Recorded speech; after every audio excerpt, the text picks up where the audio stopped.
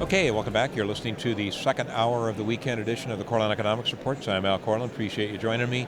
The program is originating its entirety from the Cambridge House International Investment Conference in Vancouver, British Columbia. I got Sean Rakhimov with me right now, and we're going to kind of pick up where I left off with James Turk at the end of the first hour of the show. James was very, very bullish, obviously, on gold and silver. He said, I'm a bit more of a silver bull right now. Question for you, Sean. You're a silver guy.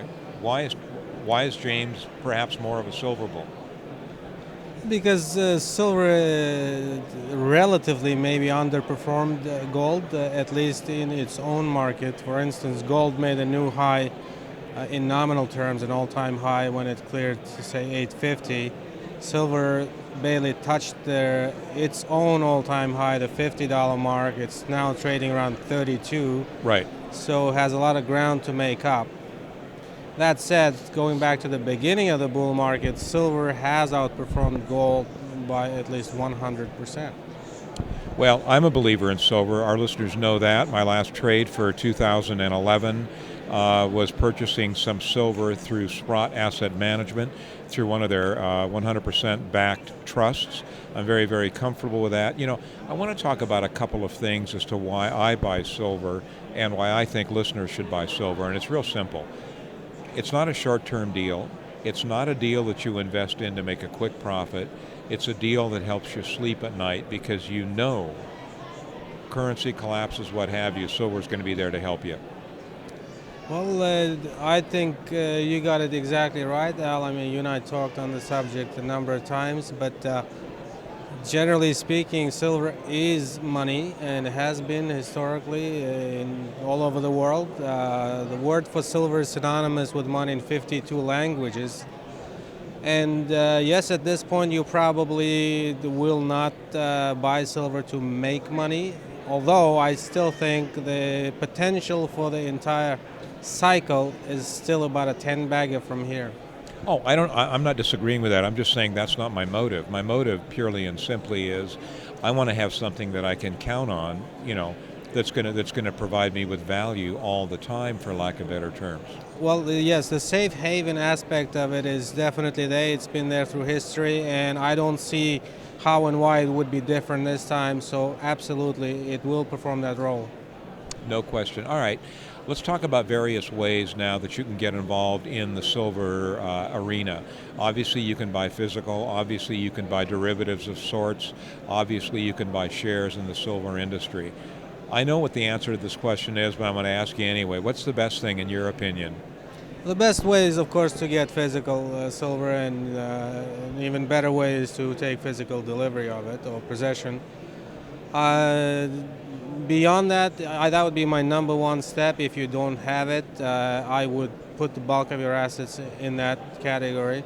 And after that, you have options. You can look at some of the funds, like say something like Central Fund of Canada or Sprott Physical, Silver Trust, or some of the others. And I would not go with the ETFs. I don't trust them. I never have. I never advocated either one, either GLD or the SLV.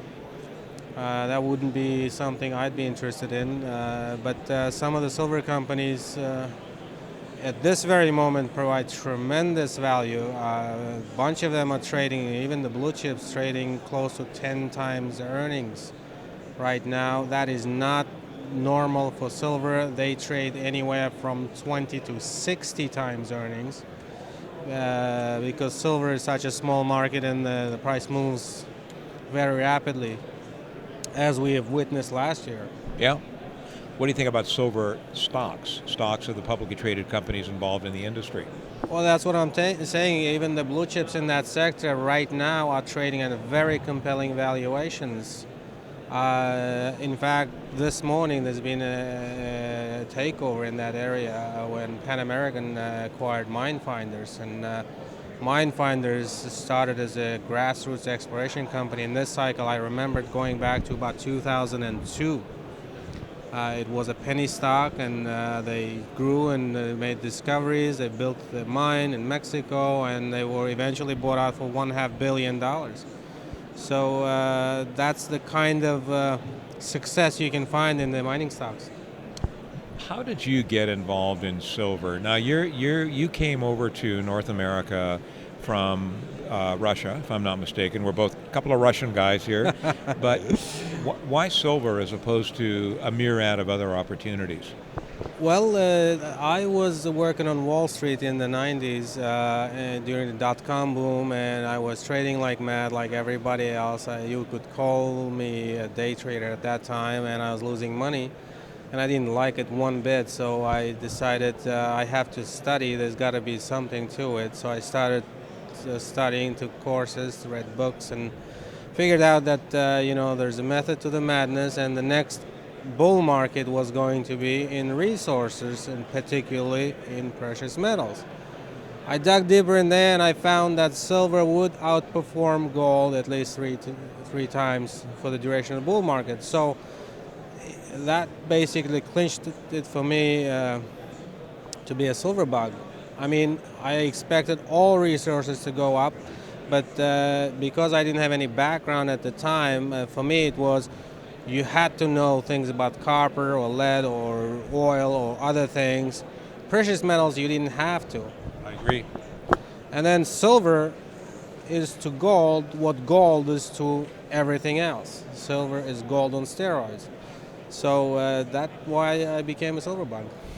You know, it's interesting. I turned the corner about the same time that you did. I was doing what I would call very, very vanilla business radio for about 8 years, starting out in, 1992 and 1993 in that area.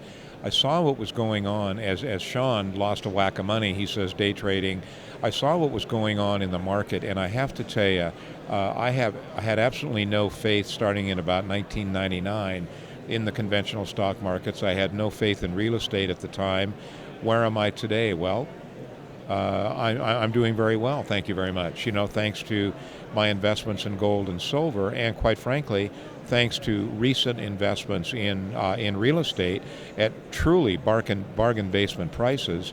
Sean, I am amazed that anyone around the turn of the century didn't come to the same conclusion that you and I did. It absolutely blows my mind. How could anybody have any faith in the conventional stock market back in those days? Well, it's hard to say. It goes to mass psychology, in my opinion, of which someone named James Dines is a pioneer, and I'm a fan of his, at least of his work. If it didn't work that way, we wouldn't have markets. By definition, to have a market, you have to have the majority to be wrong. And the majority has truly been wrong. Unfortunately for us, I got to know you when silver was $3 an ounce. I switched over to gold when gold was $2.54 an ounce. We're a couple of pretty happy campers, aren't we? And you will be too. Stick around. We're going to be right back.